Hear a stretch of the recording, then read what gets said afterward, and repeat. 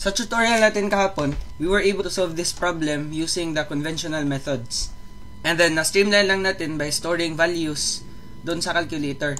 So, yung ginawa natin, coefficient ng Q1, stinore natin sa variable A. This one. And then, coefficient naman ng Q2, stinore natin sa variable B. Then, coefficient ng Q3, stinore sa variable C. Now, what if I told you na mayroong calculator technique still using these three values? So, again, ito, nakastore yan sa A, ito sa B, then ito naman sa C. So, once na-store mo na yung values na yan, you have to memorize this equation.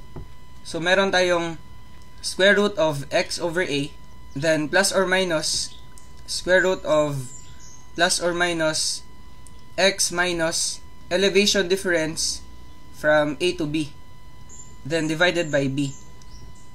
Tapos, plus or minus ulit, square root of plus or minus x minus difference of elevation from A to C. Ayan. And then, divided by C. So, sir, kailan plus or minus yung sign? Ito yung dapat mong tandaan. Plus yung sign if nagbibigay siya ng tubig. Minus naman kapag binibigyan siya ng tubig. So, lagay ko na lang Plus if it supplies, minus naman if it receives. Now, sa 3 reservoir problems, yung nasa lowest elevation, always yan nagre-receive. Diba? Kasi yung hydraulic gradient is always above this point.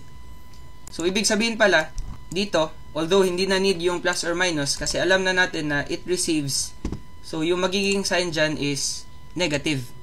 Ayan. So, actually, sa 3 reservoir problems, this is always negative. Pero, yung hindi natin alam is for this point, yung point B, whether it provides or receives water. Kasi diba, initially, yung ginawa natin was we assumed na andito yung hydraulic gradient exactly at point B. Then, sinove natin yung Q1 saka Q3. Then, kinompare natin, if Q1 is greater than Q3, then it means na A provides B and C. Now, if Q1 naman is lesser than Q3, then A and B both provide C. So, sa case na to, specifically, since na-solve na natin to using conventional methods, yung nakuha natin was Q1 is greater than Q3. So, ibig sabihin, A provides B and C.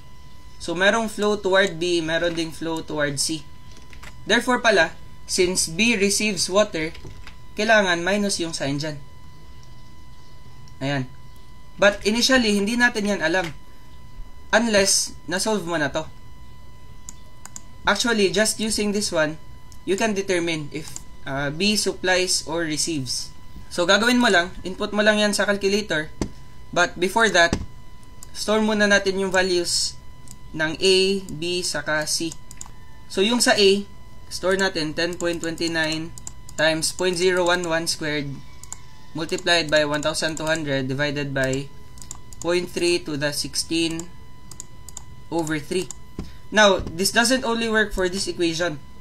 Pwede din yan sa Darcy-Weisbach formula. But you will have to store the coefficient of Q1 squared. Yan lang yung isostore mo talaga. So, press equals, shift store, lagay natin sa A. And then, press up, para balik tayo dyan. Then, just modify this. For B naman, palitan mo lang to. This is now 900. Kasi yan yung length ng pipe 2. 900, then the diameter is 200. So, this is 0.2. Ayan. So, press equals, shift store, lagay natin sa B. Then, press up ulit. Tapos, dun sa C, this is now 1,500. Tas ito naman, 0.15. Press equals. Then, shift, store, lagay natin sa C. So, yung gagawin natin next is input natin yung equation na to. So, square root of x over A. Then, plus or minus, let's first assume na plus. Then, square root of x minus elevation from A to B. Difference in elevation. So, the difference of elevation from A to B is equal to 6. 30 minus 24. So this is 6 pala. And then difference in elevation from A to C is equal to 30 minus 15. So this is 15. Ayan. Essentially, galing lang yan sa conventional formula natin. I mean, sa conventional method. Ito 15, ito naman 6. Yan yung ginamit natin. So, x minus 6, then divided by b. Tapos, minus, again, minus always yan, yung sa lowest elevation since it receives water all the time. Then, we would have negative times x minus 15 divided by c. Then, equate mo lang yan to 0. Or pwede rin wala na yan kasi by default, if hindi ka nag-input ng equal symbol, then it automatically means na in-equate mo siya to 0. So, pwede rin ganito. But ito na lang, para safe talaga. Press Shift Solve. Then, press equals. Yan yung A, ito yung B, ito naman yung C. Then, solving for x, input a guess value.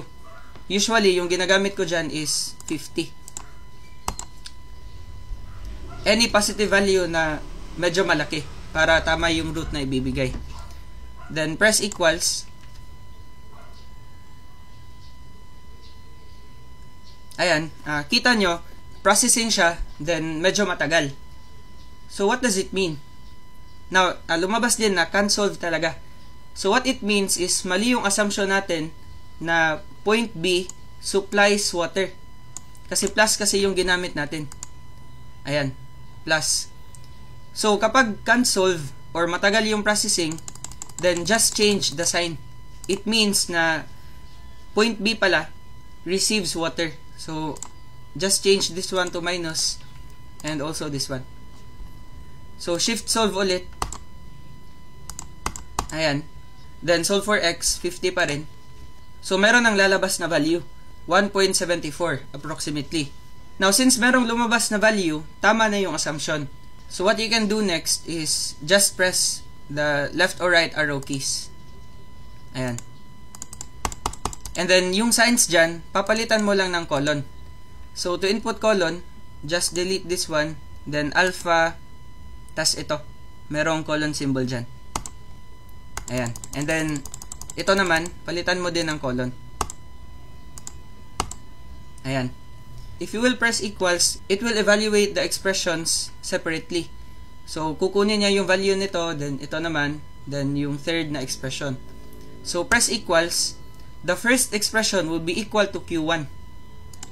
Tingnan nyo, yung nasolve natin na Q1 was 0.04358. Ito yan. Then, press equals, the second expression is Q2, which was 0.02665. And then, for the last naman, now, I apologize, kanina, naging syntax error siya since merong equal 0 dun sa function natin. So, essentially, you can just remove this one para makuha mo yung value nito. Ano na lang, para ma-streamline na lang natin, just remove this one. So, shift solve. Ayan.